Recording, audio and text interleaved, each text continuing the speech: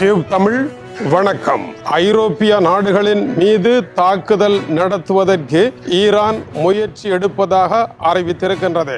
அமெரிக்காவினுடைய ஐரோப்பிய தளங்களின் மீது ஈரானுடைய தாக்குதல்கள் நடைபெறும் என்றும், இப்பொழுது அமெரிக்கா ஈரானுக்கு எதிரான நடவடிக்கைகளை மிகவும் வன்முறையாக உயர்த்தி சென்று கொண்டிருக்கின்றது. இதற்கு அடுத்த கட்ட பதிலடி என்ன? இதுவரை காலமும் மத்திய கிழக்கில் இருக்கின்ற அமெரிக்காவினுடைய முகாம்கள் மீது ஈரான் தொடர்ந்தேர்ச்சியான தாக்குதல்களை நடத்தியது. பலத்த இழப்புகளையும் உயிர் இழப்புகளையும் ஆயுத இழப்புகளையும் அமெரிக்கா சந்தித்தது ஒரு சம்பவம். மத்திய கிழக்கு எல்லைக்குள் தான் இந்த போரை மட்டுப்படுத்தி நடத்த வேண்டும் என்கின்ற தேவை ஈரானுக்கு கிடையாது.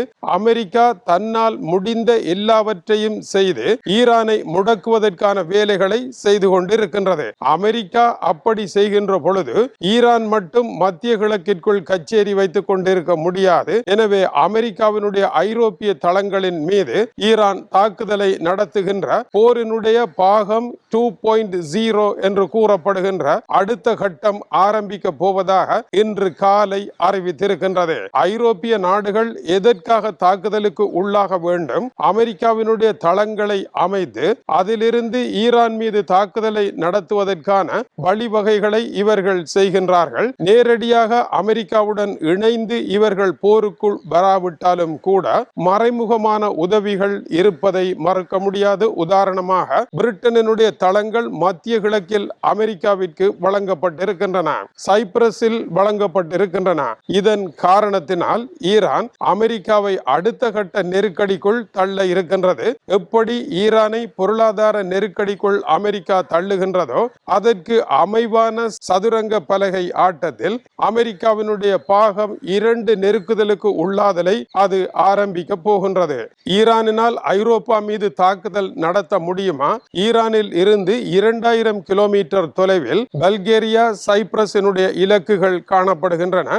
இந்த இலக்குகளில் இருக்கின்ற அமெரிக்க தளங்கள் இப்பொழுது முதல் கட்டமாக ஆபத்தை சந்தித்திருக்கின்றன. ஆனால் ஐரோப்பாவை எட்டி தொடக்கூடிய அளவிற்கு ஈரானிடம் ஏவுகணைகள் உண்டு. அதேவேளை ஈரானுடைய ஏவுகணைகள் திறமையானவையா என்றால், இதற்கு முன்னதாக இந்த போர் ஆரம்பித்த பொழுது இந்து சமுத்திர பிராந்தியத்தில் அமைந்திருக்கின்ற தீவு டியாகோ கார்சியா என்று அழைக்கப்படுகின்றது. இந்த தீவில் அமெரிக்காவினுடைய விமானப்படை தளம், பெரும் படைத்தளம் உண்டு.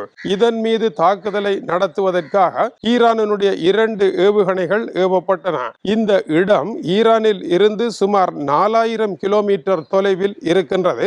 ஈரானுடைய 2 ஏவுகணைகளும் சுட்டு வீழ்த்தப்பட்டாலும் கூட இந்த முயற்சியை ஈரான் செய்து பார்த்தது. 4000 கிலோமீட்டர்கள் தாண்டி அமெரிக்கா மீது தாக்குதலை நடத்த முடியுமா என்பது இந்த தாக்குதலின் நோக்கமாக இருக்கின்றது. இதை தொடர்ந்து ஈரான் அடுத்தபடியாக இப்பொழுது ஐரோப்பாவிற்குள் பாய போகின்றது. இதை தடுக்க ஐரோப்பாவினால் முடியுமா? ஐரோப்பா எத்தகைய முயற்சிகளை எடுத்திருக்கின்றது என்பது இப்பொழுது கேள்விக்குறி. அதேவேளை ஐரோப்பா விரைவாக ஆயுதங்களை உருவாக்குவதில் கன வேகத்தில் செயற்பட்டு கொண்டிருக்கின்றது. இன்று டென்மார்க்கில் இருக்கின்ற ஹேர்னிங் நகரத்தில் ஆயுத கண்காட்சி ஒன்று நடைபெறுகின்றது. உலகளாவிய ரீதியில் 1200 ஆயுத உற்பத்தி நிறுவனங்கள் இந்த கண்காட்சிக்கு வருகின்றன. இதுவரை காலமும் வந்த எண்ணிக்கையை விட 2 மடங்கு அதிகமானவர்கள் இந்த கண்காட்சிக்கு வருகை தருகின்றார்கள். 25,000 பேர்களுக்கு மேல் வருவார்கள் என்று எதிர்பார்க்கப்படுகின்றது. இந்த கண்காட்சியினுடைய நோக்கம் அதிகமான ஆயுதங்களை உற்பத்தி செய்வதற்கும், அந்த நவீன ஆயுதங்களை உற்பத்தி செய்த நிறுவனங்கள் தமது திறமையை வெளிக்காட்டுவதற்குமான கண்காட்சியாக இருக்கின்றது. இந்த கண்காட்சியில் ஒரு சிறப்பம்சம், டென்மார்க் பில்லியன் கணக்கிலான குரோனர்களை இப்பொழுது போருக்காகவே ஒதுக்கி இருக்கின்றது. கடந்த காலங்களில் சேகரித்த பெருந்தொகையான பணத்தை இப்பொழுது ஆயுத போட்டிக்குள் முடக்கி இருக்கின்றது. இதனால் டென்மார்க்கிற்கான பிரம்மாண்டமான போர்க்கப்பலை யார் உருவாக்குவது? இதற்கான ஆர்டரை எடுப்பதற்கு நிறுவனங்கள் ஓடி வந்திருக்கின்றன.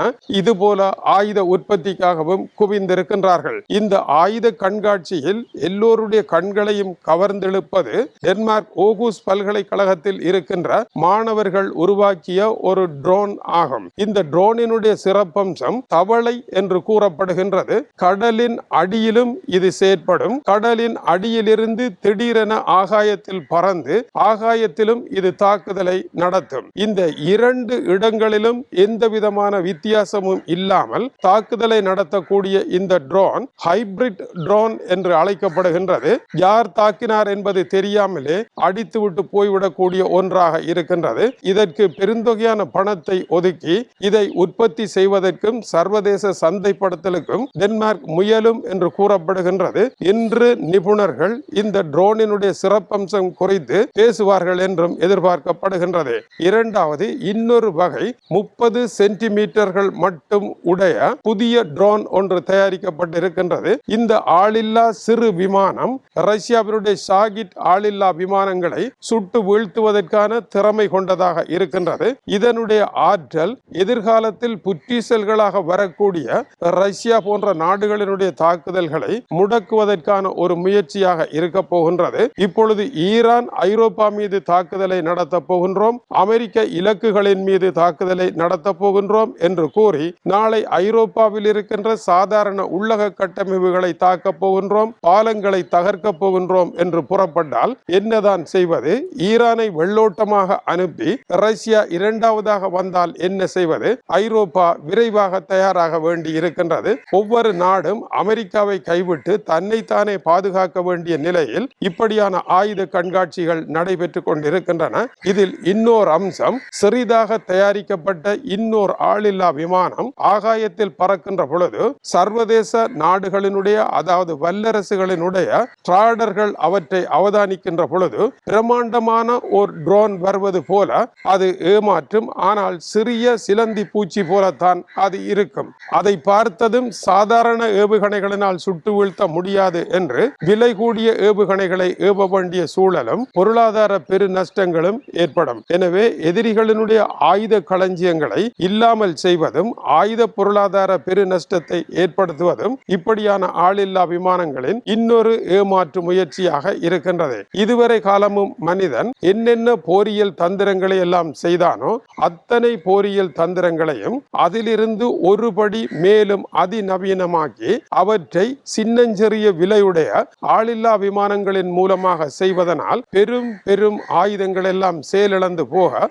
ஆளில்லா விமானங்களினுடைய பெரும்போர் ஒன்று வெடிப்பதற்குரிய புதிய யுகத்திற்கு உள்ளே இந்த டிஜிட்டல் போர் பிரவேசிக்கின்றது. ஆனால் இந்த ஆயுத கண்காட்சிக்கு வந்திருப்பவர்கள் கூறுகின்ற ஒரு கருத்தின்படி டென்மார்க் பெருந்தொகையான பணத்தை ஒதுக்கி இருப்பது உண்மைதான். ஆனால் அந்த பணத்தை வாங்குவதற்கும் அதன் மூலமாக பொருட்களை உற்பத்தி செய்து டென்மார்க்கிற்கு வழங்குவதற்கும் மிகவும் கடினமாக இருக்கின்றது. டென்மார்க்கினுடைய நிபந்தனைகள் மிக மிக கடினமானவை என்று கூறியிருக்கின்றார்கள். எனவே ஆயுத விற்பனையில் 10 விதமான கமிஷன், இடையில் நிற்பவருக்கு இன்னொரு 10 விதமான கமிஷன், இப்படி எல்லோருக்கும் கமிஷன் கொடுத்து போர்க்களம் போனால் உடைந்து விழுகின்ற ஆயுதங்களை செய்து கொண்டிருக்கின்ற ஊழல் விளையாட்டுகளை டென்மார்க்குடன் செய்ய முடியாது. உலகத்தில் ஊழல் குறைந்த முதலாவது வரிசை நாடுகளில் டென்மார்க் ஒன்று என்பதனால் ஆயுதம் என்ற போர்வையில் டிமிக்கிவிட முடியாத நிலை நிறுவனங்களுக்கு இருப்பதையும் மறுப்பதற்கு இல்லை. அதேவேளை டென்மார்க்கினுடைய ஹேர்னிங் நகரில் இப்பொழுது ஆர்ப்பாட்டங்களும் வெடித்திருக்கின்றன. ஏனென்றால்